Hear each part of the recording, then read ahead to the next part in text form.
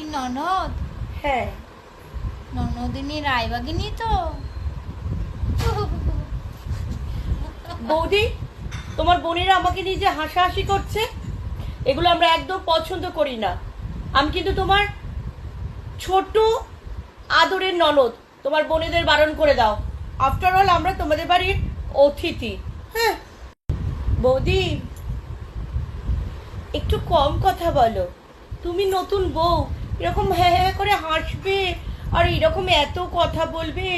নিচে মামা, কাকা, জ্যাঠা সকলে দাঁড়িয়ে আছে। একটু আস্তে, তোমাকে তো নতুন বউ বলে মনেই হচ্ছে না। বৌদি ভাই শোনো, আঁচলটা আর একটু তুলে দাও। এই তোমরা সাজাচ্ছ না, একটু আঁচলটা একটু তুলে দাও তো। এই এই তোমায় বলছি, একটু আঁচলটা তুলে দাও। আমাদের বাড়ির বউরা অতটা গা দেখিয়ে ড্রেস পরে না।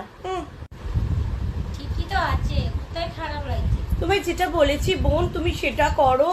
অত কথা বলো না, সাজাতে এসেছো সাজিয়ে চলে যাবে। আমি হচ্ছি ননদিনী, আমি যা বলবো সেটাই হবে। বৌদি ভাই নাও, শাড়িটা আর একটু ঠিক করে পরো। দেখেছো কাকিমা, দেখেছো?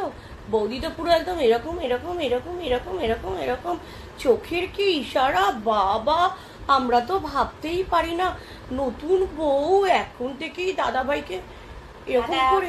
পর হয়ে গেছে। হ্যাঁ গো কাকিমা, দাদাভাই পর হয়ে গেল।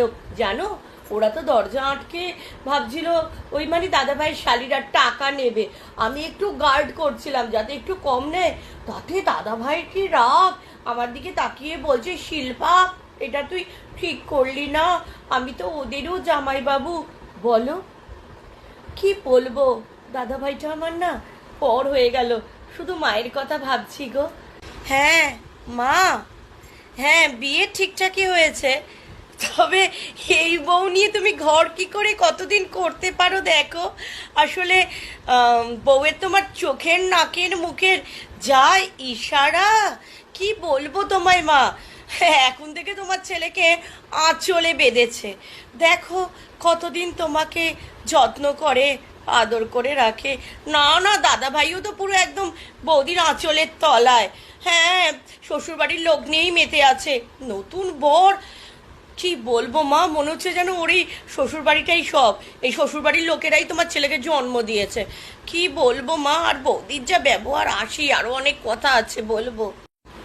বৌদি ভাই, এই নাকচেপটি মেয়েটা, না না জানি বডি শেমিং নিয়ে বলা উচিত না, তবুও নখটা যেন কেমন। নাকচেপটিকে নাকচেপটি বলবো না, এইটা বুঝি তোমার বোন? এটিকেটা একদম জানে না গো। আমাদের বাড়িতে আবার এইসব চলে না। বৌদি ভাই ওইভাবে না, আর একটু ঠিক করে বসো। হ্যাঁ একটু তো ঘোমটাটা টানো। তুমি তো নতুন বউ, আমাদের বাড়িতে অত জোরে হাসে না, অত জোরে কথা বলে না। হ্যাঁ একটুখানি ঠিকঠাক মতো থাকো, যাতে নতুন বউকে নতুন বউ মনে হয়।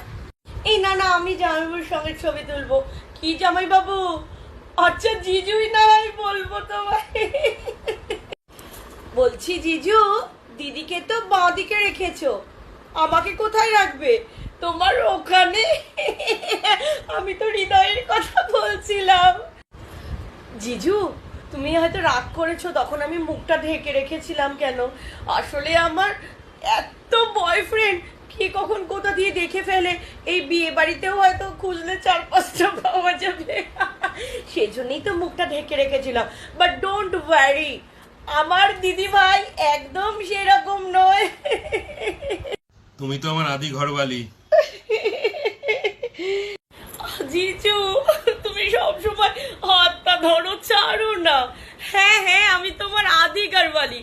আদি কেন, পারলে আমায় তোমার পুরোটাই করে নাও। জিজু তোমার দিদি ভাইকে কেন পছন্দ হলো? আচ্ছা ঠিক আছে দাঁড়াও, যদি তোমায় বলা হয় দিদি ভাইকে না পছন্দ করে আমায় করতে, তোমার আমার কি দেখে পছন্দ হতো? তোমার ওই দুটো দেখে পছন্দ হয়েছে। জিজু আজকে বাসর রাত তো জাগবো, আর দিদি ঘুমিয়ে পড়ুক।